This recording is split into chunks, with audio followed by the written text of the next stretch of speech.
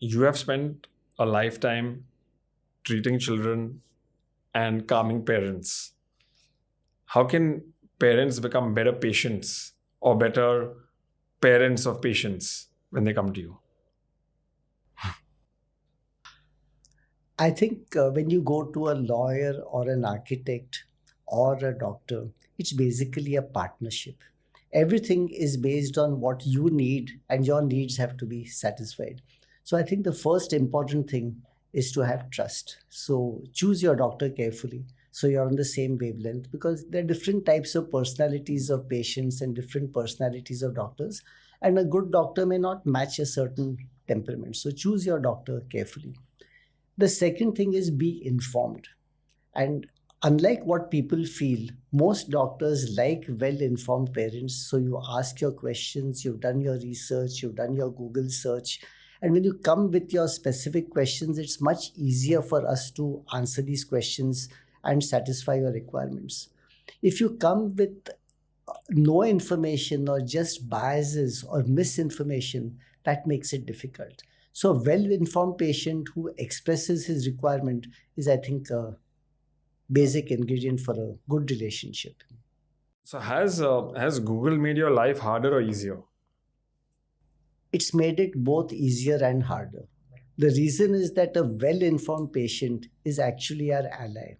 It's very easy to talk to a well informed patient because they already know the facts and they know that you're telling the truth.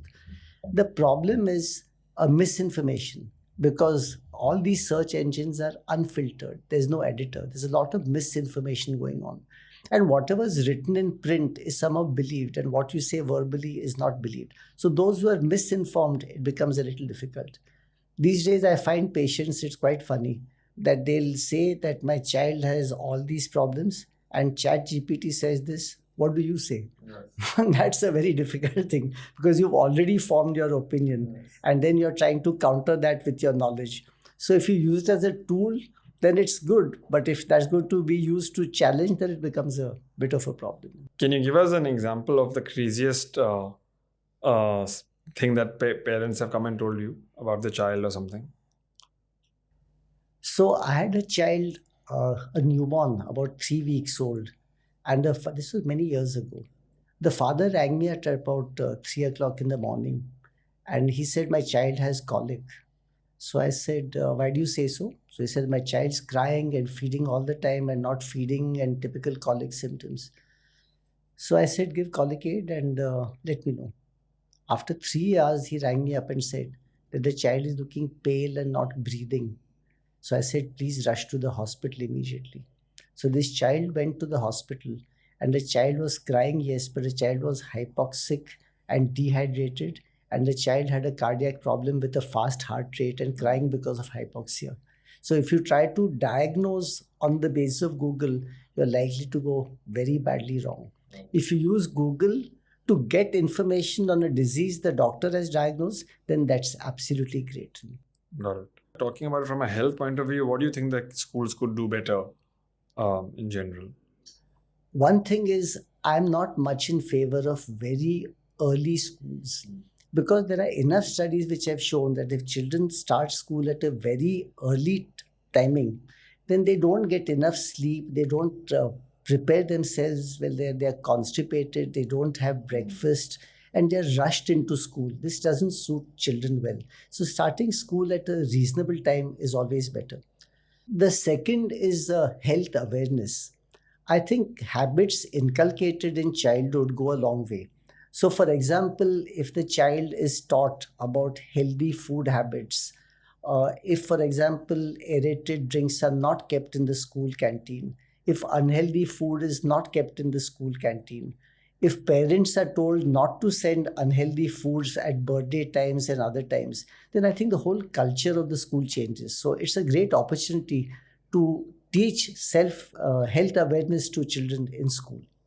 School lunches are another good way to involve parents and families. So they are aware of healthy nutrition, and when everybody eats together, that's a great positive. What is one case that really shook the foundation of your knowledge and taught you something that you will never forget? It's very interesting. I tell my lawyer friends that they sometimes see the worst in people. And as a pediatrician, I only see the best in people. But sometimes good intentions, you can make the gravest of mistakes. And good intentions are not always seen in that respect. So I recall a grandfather in law, and he was a Maharashtrian in his late 70s, maybe 80s. And he came with a typical cap and coat and dhoti. And he came and sat in front of me. And so I said, "Where's the child?" He's saying, "My granddaughter in law is coming tomorrow. And she's doing one, two, three, four. It's all wrong. I'm going to come with her tomorrow. You tell her to do one, two, three, four, five because I can't tell her." So next day he came with his granddaughter in law and sat there as though he had never seen me before and asked all these questions quietly and expected me to answer the questions, which I did because most of his suggestions were sensible. So I think the most important thing is to have this warmth and relationship. That's the foundation for a child's life. And I think sometimes young people don't like interference by older people and they interfere more than they should. But this harmony and support and all is so beautiful that I think that's what I really appreciate the most. But interestingly, the grandfather-in-law gave all. I thought you were going to say he wanted, he had some crazy points, but he had all positive points. So you didn't have a problem agreeing with him, which is so interesting. Maybe because I was closer to the grandfather's age than I the see. daughter-in-law's age. So it was more behavioral thing kind of thing. Yeah. Maybe. Got it. A lot of parents must be coming to you and saying, ChatGPT said this, ChatGPT. ChatGPT is everyone's favorite GP today. They should call it ChatGP. What have you seen in your practice about what ChatGPT or any AI bot says versus the reality of what is happening with the child?